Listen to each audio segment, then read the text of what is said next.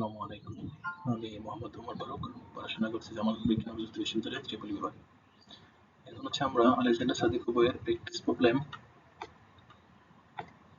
2.3 এটা সলভ করব। এখানে কি বলছে? A resistor absorbs an instantaneous power of 30 cos square t milliwatt when connected to a voltage source B equal হচ্ছে 15 cos t volt.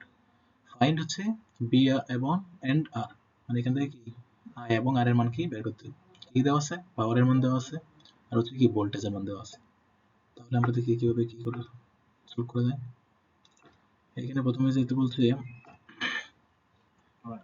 I এর মান বের করার লাগে, তাহলে হচ্ছে আমরা দেওয়া আছে কি কি এখানে লিখি গিভেন দেওয়া আছে হচ্ছে পি এর মান, পি সমান কত?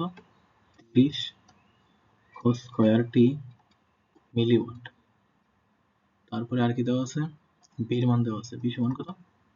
15 cos t ভোল্ট। তাহলে এখান থেকে হচ্ছে আমরা সহজে বের করতে পারি। আমরা জানি we know P equal কি BI। যেহেতু আমাদের প্রথমে বললো কি I এর মান বের করার লাগে, তাহলে আমরা হচ্ছে I এর মান বের করি। I সমান কত? P by B হবে।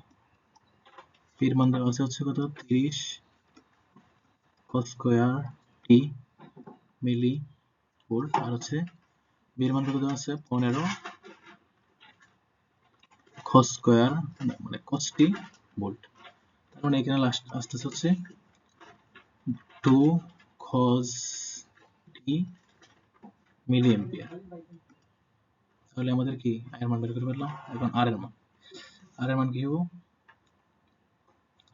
we know, আবার লিখলাম, না লিখলে হবে এটা, তো লিখলাম we know B ইকুয়াল হচ্ছে কত?